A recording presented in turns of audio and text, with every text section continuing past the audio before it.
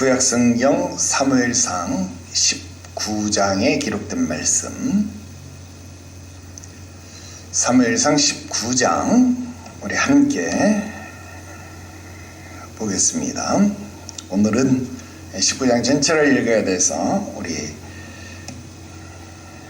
mp3를 통해서 읽도록 하겠습니다. 19장.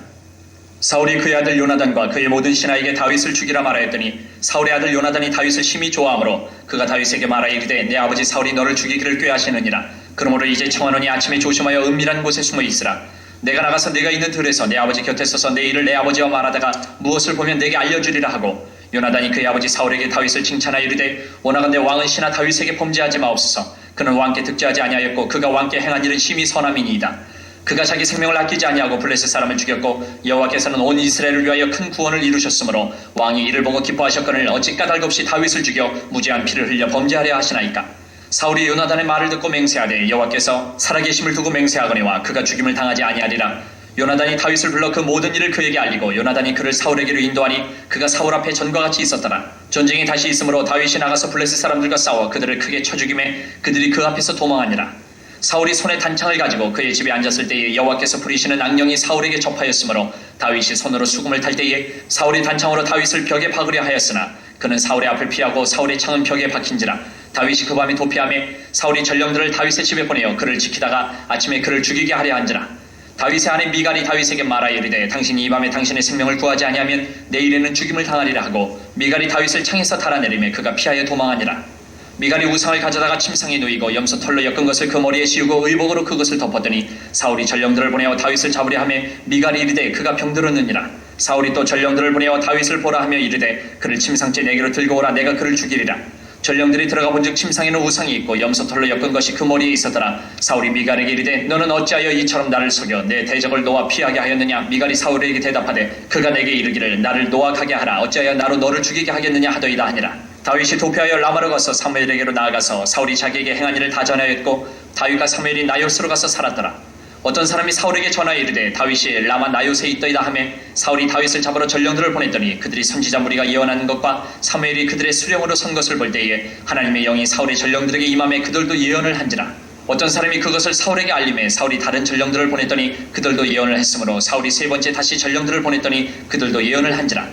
이에 사울도 라마로 가서 세구에 있는 큰 우물에 도착하여 물어 이르되 사무엘과 다윗이 어디 있느냐. 어떤 사람이 이르되 라마 나요스에 있나이다. 사울이 라마 나요스로 가니라. 하나님의 영이 그에게도 임하시니 그가 라마 나요스에 이르기까지 걸어가며 예언을 하였으며 그가 또 그의 옷을 벗고 사무엘 앞에서 예언을 하며 하루 밤낮을 벗은 몸으로 누웠더라. 그러므로 속담에 이르기를 사울도 선지자 중에 있느냐 하니라. 아멘. 할렐루야. 오늘 계속해서 사무엘상 강의 55번째 시간이 되겠습니다. 오늘 말씀의 제목은 다윗을 돕는 자들, 이런 제목으로 말씀드리려고 합니다. 자, 18장에서 사울은 다윗을 3번이나 죽이려고 했었습니다. 그러나 이런 계획은 번번이 실패를 했습니다. 자, 그러니까 이제 사울은 아예 공개적으로 다윗을 죽이라고 명령을 하기에 이르릅니다. 자, 여러분 어때요? 한번 시작된 사탄의 도발은요 결코 멈추지를 않습니다. 그들의 정체가 죽이고 멸망시키는 것이기 때문에 그렇습니다. 그렇기 때문에 그 죽이고 멸망시키는 것이 끝나기 전에는 결단코 멈추어지는 법이 없다라는 것이지요. 그렇기 때문에 우리가 철로역정에서도 공부를 했고 찬송가에서도 그런 교훈이 있습니다마는 이 순례의 여정이 다 끝나기 전에 여러분 손에 들고 있는 그 검을 칼집에 넣지 말아야 된다, 꽂지 말아야 된다라고 하는 사실 여러분 절대로 잊지 마시기를 주의 수의 이름으로 축원합니다.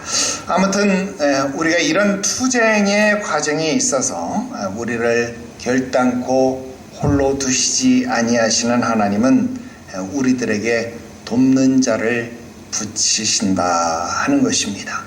그것도 우리에게 기가 막힌 자들로 우리를 돕도록 하신다라는 겁니다. 시편 40편 1절부터 4절까지 기록된 말씀에 다윗은 내가 여호와를 기다리고 기다렸더니 귀를 기울이사 나의 부르짖음을 들으셨도다. 나를 기가 막힐 웅덩이와 수렁에서 끌어올리시고 내 발을 반석 위에 두사 내 걸음을 견고하게 하셨도다. 새 노래 곧 우리 하나님께 올릴 찬송을 내 입에 두셨으니 많은 사람이 보고 두려워하여 여호와를 의지하리로다. 여호와를 의지하고 교만한 자와 거짓에 치우치는 자를 돌아보지 아니하는 자는 복이 있도다 라고 찬송을 했습니다. 여러분, 과연 이처럼 기가 막힌 하나님의 조력자들이 다윗에게 어떤 자들이 있었는가, 우리 한번 오늘 본문의 말씀을 통해서 살펴보도록 하겠습니다. 자, 첫 번째 인물은 사울의 아들 요나단이었습니다. 여러분, 1절부터 7절까지는요 사울의 아들 요나단이요 어떻게 다윗을 도왔는지에 대해서 그 내용이 기록되어져 있습니다.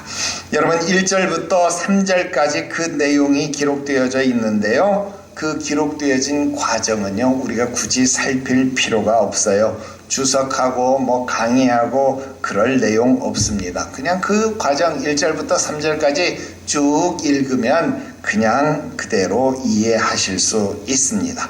자, 살펴볼 것은요 4절부터입니다. 자, 4절 볼게요. 요나단이요 사울에게 직고합니다. 직고 무슨 말입니까? 목숨을 걸고 바르게 말한다 그 말입니다. 여러분, 목숨을 걸고 변론을 했다 그 말입니다. 뭐예요? 1절에서 사울이요 다윗을 죽이라고 주살령, 잡는 즉시 죽이라, 여러분 주살령을 내렸다 그 말입니다. 여러분, 우리나라로 따지면 어명이 내려진 상태다 그 말입니다. 그런데 여러분, 다른 사람도 아니고 세자, 여러분 세자가 지금 어명을 정면으로 반박하고 있다 그 말이에요. 여러분, 이건 뭐예요? 우리나라로 따지면 이건 영모나 다를 바가 없다 그 말 아닙니까? 그런데 오늘 요나단이 어떻게 직고를 하고 있나요? 임금에게 하는 말이, 아버지 범죄하지 마세요. 범죄하지 마세요. 여러분, 이 표현이 굉장히 중요합니다. 여러분, 범죄라는 말에 동그라미 한번 쳐보세요. 여러분, 이 범죄라고 하는 말은요 하타라고 하는 말입니다.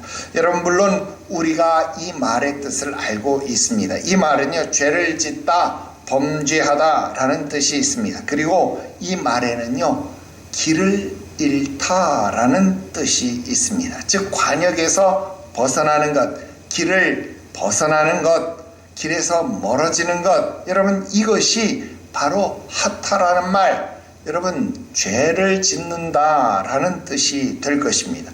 그런데 지금 요나단이 아버지에게 하는 말이, 지금 아버지께서 하는 일은 길을 잃는, 길에서 벗어나는 행위입니다. 그렇게 이야기를 하는 거예요. 지금 왕이 하는 일이 길을 잃는 행위, 정도에서 벗어나는 행위라는 것입니다. 여러분, 이 말이 틀린가요? 아니요. 그 다음 구절 5절을 보아도 여러분 전혀 틀린 말이 아닙니다. 여러분, 인륜적으로 보아도 지금 어떤 사이예요? 장인 어른과 사위의 관계 아닙니까? 여러분, 어디 장인이 사위를 죽이려고 하겠습니까? 여러분, 이건 도의적으로 있을 수 없는 일이죠. 또 여러분, 왕이 공로가 있는 신하, 우리나라로 치면 여러분 개국 공신 아니면 무슨 공로가 있는 공신을 여러분 왕이 죽이려고 한다? 여러분, 이것은 맞는 일이 아니에요. 군신지간에 있을 수 있는 일이 아니다 그 말입니다. 그러니까 여러분, 이게 있을 수는 없는 일이다 그 말 아닙니다. 길에서 벗어난 것이다 라는 거예요. 또 사사로이는 여러분 어때요? 지금 아들의 벗, 아들의 친구 아닙니까? 그런데 아들의 친구를 죽이는 아버지가 어디 있느냐? 그러니까 이건 역시도 길에서 벗어난 것이다. 지금 아버지가 하는 것은 어떤 내용으로 보아도 전부가 다 길에서 벗어난 행위일 뿐입니다. 그러니 범죄 하타라는 것입니다. 여러분, 요나단의 말이 하나라도 틀린 구석이 있나요? 없습니다. 여러분, 이런 주장이 5절에 나온 겁니다. 그랬더니 사울이 뭐예요? 아차 싶었는지 여호와의 사심을 두고 맹세한다. 야, 내가 다윗을 죽이지 않을게. 여러분, 다윗을 죽이지 않겠다라고 말을 합니다. 그런데 8절에 또 여호와의 부리시는 악령이 그에게 강력하게 임하면 또 사울에게 역사하니까 여러분 어떻게 되는 거예요? 사울이 또다시 그 손에 단창을 들고 다윗을 향하여 던지는 겁니다. 여러분, 이것이 사단의 본 모습이고 하나님이 떠난 자의 추락한 모습, 하나님이 떠나버린 자, 하나님이 버리신 자의 비참한 모습이다라는 것 우리는 생각해 봐야 한다는 것입니다. 자, 두 번째, 다윗을 돕는 자의 손길이 있었습니다. 누굽니까? 사울의 딸 미갈입니다.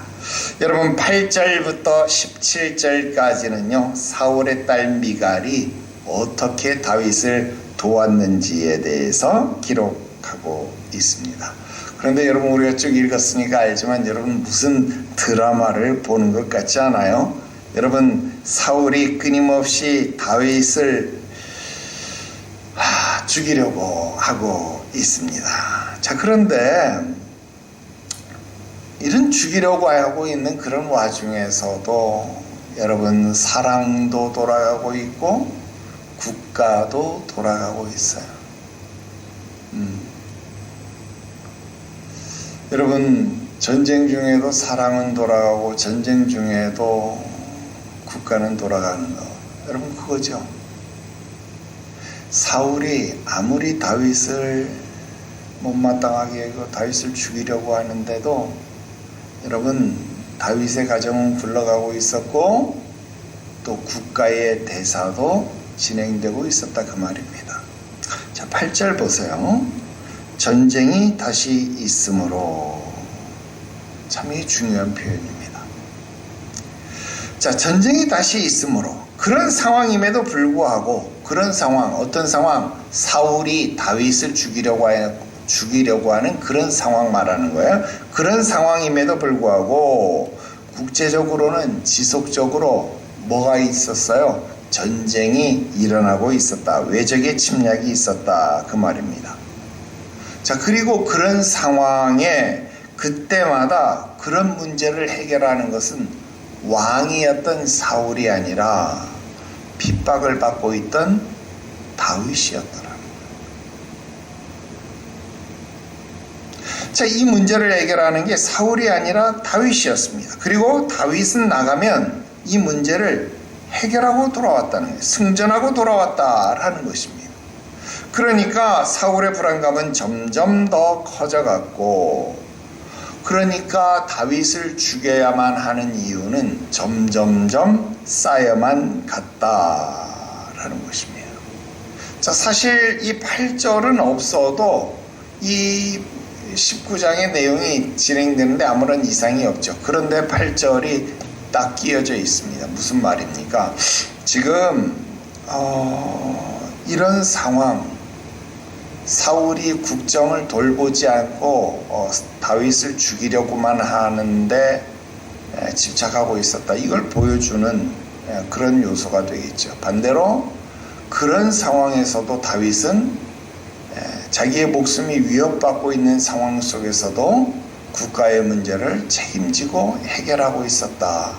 여러분, 이런 양쪽의 모습을 보여주고 있다라는 효과를 거두고 있습니다. 자, 9절 이후에 기록된 내용은 여러분, 우리가 드라마 또 영화에서 보던 내용들이 그대로 나와 있습니다. 아니, 뭐 더 정확하게 말한다라고 하면 영화나 드라마가 성경을 모티브로 해서 만들었다라고 이야기를 해야 더 정확하겠죠. 왜? 성경이 더 오래됐으니까 그게 더 정답일 겁니다. 그런데 중요한 것은 뭐예요? 여러분, 13절을 보십시오. 13절에 보면 지금 미갈이요 우상을 가지고 있었습니다. 물론 다윗을 구원하기 위해서 한 거지만 지금 미갈이요 우상을 가지고 있었어요. 자, 여기 우상이라고 번역된 말은 테라핌이라고 하는 말입니다. 테라핌. 자, 우리가 창세기에서 야곱과 결혼했던 라헬이요 자기 아버지 라반의 집 수호신이었던 드라빔을 훔쳐서 나오죠. 그 드라빔이 테라핌입니다. 테라핌을 우리나라 말로 음역한 게 드라빔 그랬어요. 자, 이 드라빔이 뭐냐면 우상인데 이 고대 근동에서 가정 수호신으로 깎아 만들고 부어 만들고 때려 만들고 자우전 이 우상 드라빔을 이렇게 만들어 사용했다라는 거예요. 그런데 그 창세기의 전통이 지금 그대로 지금 언제 창세기면 족장시대 아닙니까? 족장시대를 지나서 지금 왕국시대 왕정시대까지 이 드라빔이 이어져 오고 있다라는 거예요. 놀랍지 않습니까? 그런데 한번 보세요. 더 충격적인 것은 여러분 라헬이 이 자기 아버지 집 이 라반 그러니까 야곱에게는 외삼촌이죠. 외삼촌의 집에서 이 드라빔을 훔쳐서 탈출할 때 이 드라빔을 어디에 숨겼나요? 기억하시나요? 여러분 낙타 안장 밑에 여러분이 거기에 이 쌍봉 낙타든 아니면 뭐 외복 낙타든 낙타 안장 밑에다가 이 드라빔을 숨겼다 이 말이에요. 그러니까 낙타 안장 밑에 들어갈 만큼 작은 크기 그러니까 뭐 한 요 정도 크기 정도 되는 그 정도 작은 크기의 드라빔이었어요. 자, 그런데 지금 보면 이 미갈은 이 드라빔을 이용해서 다윗이 감기 걸렸다고 다윗이 아팠다고 그래서 다윗을 눕혀놓고 드라빔을 엎어놓고 그 다음 거기에다가 염소 털로 이렇게 머리 모양 해가지고 했다 그 말 아닙니까? 그러니까 지금 이 드라빔이 어느 정도 크기라는 거예요. 거의 사람 크기. 그러니까 마네킹 수준이다. 지금 그 말 아닙니까? 그러면 여러분 이 말은 무슨 말이 될까요? 창세기에서부터 내려오고 있는 드라빔의 크기가 줄어든 것이 아니라 또는 그대로 유지된 것이 아니라 드라빔의 크기가 더 커졌다는 거예요. 드라빔의 크기가 커졌다라고 하는 말은 여러분 이런 신앙이 우상신앙이 축소된 것이 아니라 면면이 이어져 내려온 것이 아니라 오히려 확대되고 계승되고 발전되었다라는 겁니다.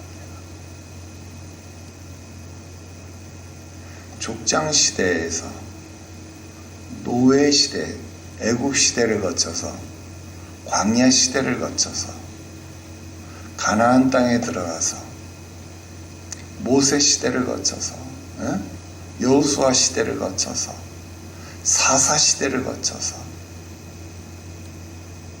그리고 지금 왕정시대까지 왔는데 드라빔이 작아진 게 아니라 커졌다는 거예요.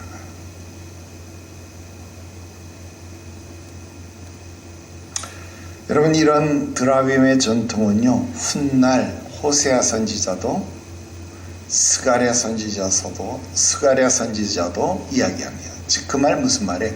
포로 시대까지도 이어졌다는 그 말은 여러분 구약 시대에는요 드라빔의 전통이 한 번도 사라지지 않았다. 충격적인 일이에요. 아무튼 이런 우상마저도 사용하셔서 사울의 어리석음을 드러나게 하시는 일에 사용하셨다라는 것을 볼 수 있습니다. 자, 17절 말씀 볼게요. 너는 어찌해서 이처럼 나를 속여서 내 대적을 놓아 피하게 하였느냐. 여러분 사울로서는 이해가 안 되겠죠. 왜? 자기 딸이잖아요. 근데 딸이 다윗을 살려주겠다고 자기를 속인 거니까 이해가 안 되는 일이죠. 그러나 우리는 너무도 많은 드라마를 보셔서 잘 압니다. 그죠? 부녀 관계는 일촌지간 아닙니까? 그런데 부부 관계는 몇 촌이에요? 무촌. 무촌 관계다. 여러분, 무촌이라는 말은 굉장히 깊은 의미를 가지고 있죠. 무촌이라는 말은 촌수를 따질 수 없을 만큼 가깝다라는 뜻도 되고 촌수가 없다라는 뜻도 됩니다. 이게 굉장히 중요한 철학적 의미를 가지고 있어요. 유행가 가사에 님이라는 글자에 점 하나 붙이면 남이 되고 남이라는 글자에 점 하나 지으면 도로 님이 된대. 그게 사랑이래. 근데 여러분, 부부가 그래요. 무촌이래. 무촌. 촌수를 따질 수 없을 만큼 가깝고 촌수가 아예 없는 관계. 그러니까 남남이다 그 말이에요. 피 한 방울 안 섞였다 그 말입니다. 그래서 하나님은 이 비밀이 크다. 결혼의 비밀이 크다. 그렇게 이야기하신 거예요. 여러분, 부부 사이는요, 사랑으로 결합되어 있습니다. 사랑의 관계는요, 가깝고도 먼 사이라 그 말입니다. 사랑할 때는 목숨을 내어줄 정도로 가깝지만 사랑이 식어버리면 뒤도 돌아보지 않는 것이 사랑이다라는 겁니다. 아버지보다 남편이 가까운 거예요. 그래서 아버지 앞에서는 옷을 못 벗는 거 아닙니까? 그러나 남편 앞에서는 옷을 벗지요. 왜? 부부니까. 여러분, 이게 부부입니다. 사울만 지금 이걸 모르는 건 아니잖아요. 여러분, 사울은요, 지금 하나님에게서만 버림받은 게 아닙니다. 아들도 돌아섰죠. 딸도 돌아섰다라는 겁니다. 여러분, 가정에서 아버지들의 자살률이 높아지고 있습니다. 아버지가 혼자라고 느끼지 않게 해 주어야 합니다. 우울증은 바로 거기서 오는 거고요. 그 우울증을 사단이 공략하게 되면 자살을 결심하게 된다 하는 겁니다. 그래서 그리스도인의 교제는 중요합니다. 또 목자와의 교제도 중요합니다. 그리고 하나님과의 교제는 더더욱 중요하다 하는 것 꼭 기억하시기를 바랍니다. 자, 마지막 세 번째, 사울의 스승 사무엘이 다윗의 돕는 자가 되었다라는 것입니다. 여러분, 18절부터 24절까지는요 사무엘에 대한 기록입니다. 자, 그런데 기록이 조금 이상합니다.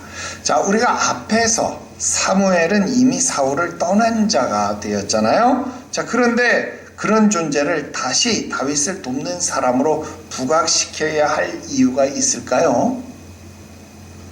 예, 있습니다. 성경이 기록할 때에는 거기에 따른 이유가 있어요. 그 이유를 찾는 게 성경을 공부하는 이유고 또 성경을 공부하는 재미다. 그렇게 이야기했죠.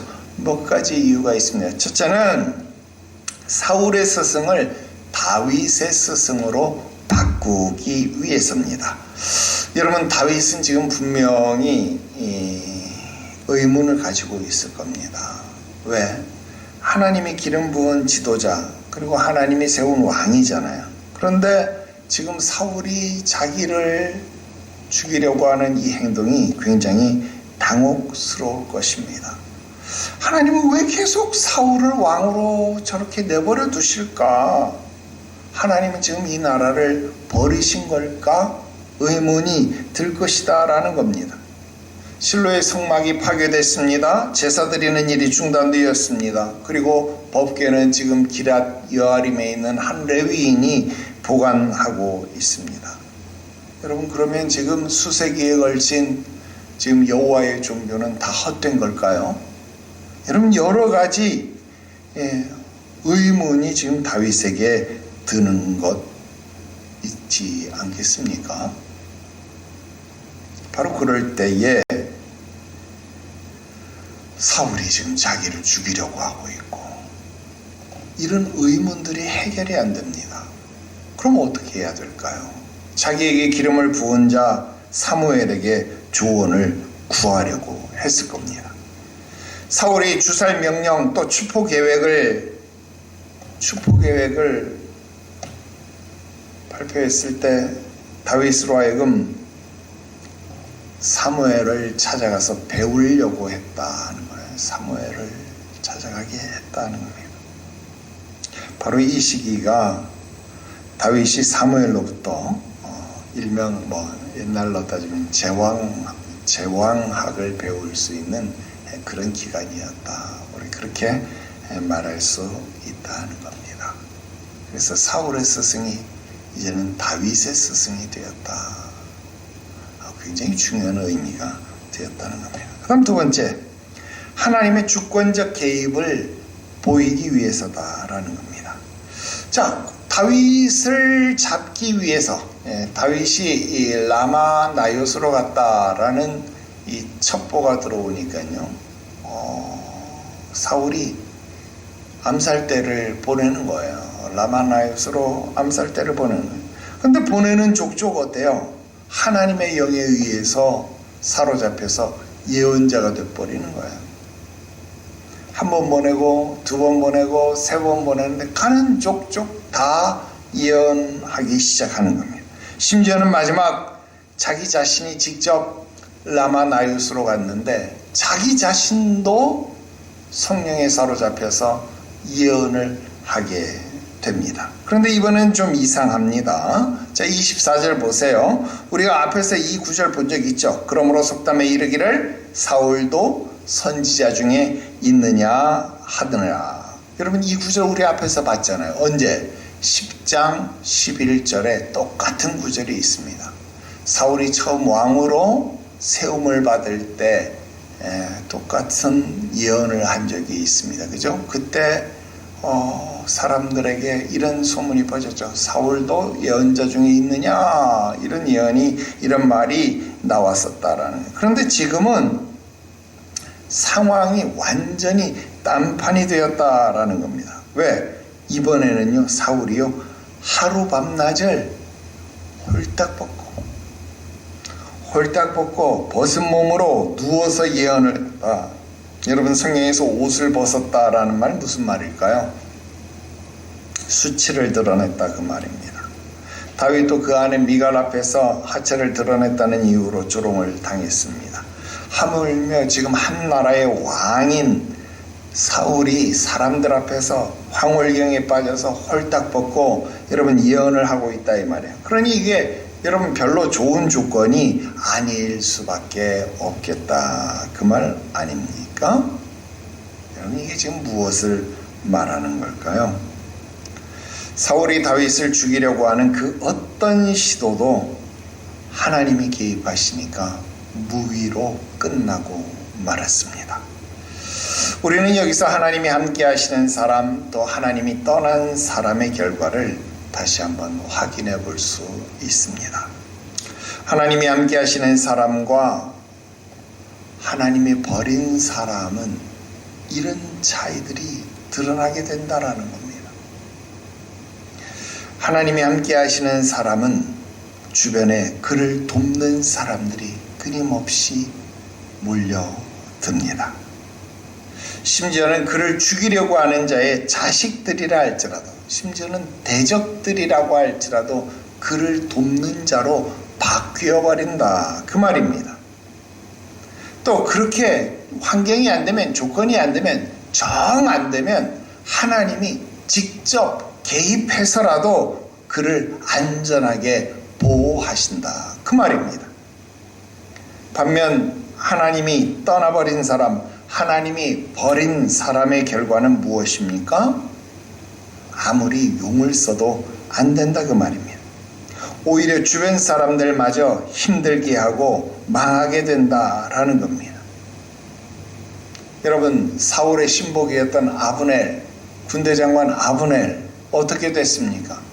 나중에는 다윗에게로 돌아섰다라는 것입니다. 여러분 우리가 진정 하나님의 주권과 섭리를 믿는 사람이라고 한다면 비록 억울한 일을 당한다고 할지라도 쉽게 포기하거나 좌절하지 말아야 합니다. 하나님의 뜻대로 살려고 하는 사람일수록 동서고금을 막론하고 많은 어려움들을 겪기 마련입니다. 베드로전서 2장 19절부터 21절에 부당하게 고난을 받아도 하나님을 생각함으로 슬픔을 참으면 이는 아름다우나 죄가 있어 매를 맞고 참으면 무슨 칭찬이 있으리요. 그러나 선을 행함으로 고난을 받고 참으면 이는 하나님 앞에서 아름다우니라. 이를 위하여 너희가 부르심을 받았으니 그리스도도 너희를 위하여 고난을 받으사 너희에게 본을 끼쳐 그 자취를 따라오게 하셨느니라. 아멘. 그렇습니다. 여러분, 욥처럼 부당한 고난으로 괴로울 때 하나님을 생각하며 슬픔을 견디면 아름답다라는 것입니다. 여러분, 인과 응보의 교리처럼 만약 죄로 말미암아서 매를 맞고 참는 거라면 여러분, 이건 자랑할 거리가 안 되는 거지요. 그런데 정말 욥처럼 바르게 살았는데 그럼에도 불구하고 여러분, 노력하는데도 불구하고 가진 게 없어, 힘이 없어, 여러분, 그래서 압제당하고 권력의 희생을 당하는데도 불구하고 하나님을 생각하면서 참는다라면 그것이 아름다운 것이다, 그 말입니다. 또 이것이 우리의 사명이기도 한다, 그 말입니다. 또 주님 예수께서 우리에게 친히 이런 일에 본이 되셨더라 하는 것입니다. 그리고 그렇게 나아가면 어느 순간인가 주는 나의 산성이시고 나의 환난 날에 피난처가 되시는 것을 고백하게 되는 것 여러분 믿으시기를 바랍니다. 자, 마지막 이거 하나 말씀드리고 말씀 마치려고 합니다. 여러분 18절에 나옅 이렇게 나와 있습니다. 여러분 나옅이라고 하는 말은요 나위트라고 하는 말의 한글 음역 표현입니다. 여러분 이 말은 나위트라고 하는 말은 숙소, 거주지 이런 뜻입니다. 그러니까 라마 나옅 이렇게 이야기를 하면 라마에 있는 숙소, 라마에 있는 거주지 이런 뜻이에요. 여러분 사무엘은요, 사무엘은 특별한 사명이 있었어요. 그게 뭐냐면 바로 선지동산, 선지학교를 세워서 선지자들을 양성해냈다라는 것입니다. 선지자들이 뭐 하는 사람들이었어요? 여러분 왕정시대에 하나님의 음성을 왕들에게, 하나님의 백성들에게 전파하는 역할들을 했죠. 그래서 이방인이든 유대인이든 여러분 하나님의 말씀을 전파하는 역할을 했습니다. 여러분 요나 같은 사람은 여러분 어때요? 니느웨 성읍, 니느웨로 가서 다시 쓰러가는 배를 타고 여러분 정반대 방향으로 도망가려고 했지만 하나님 그를 다시 니느웨로 보내서 니느웨로 가서 복음을 전하는 일을 했다는 거예요. 여러분 선지자들은 이처럼 하나님의 음성을, 하나님의 뜻을 전달하는 그런 중요한 사역을 했던 자들입니다. 자, 그런데 이런 선지자들을 양성하는 학교를 운영했던 사람이 바로 사무엘이었습니다. 구약 성경에서 이런 선지학교를 운영했던 특별한 대표적인 사람이 바로 사무엘 그리고 엘리사가 등장하게 됩니다.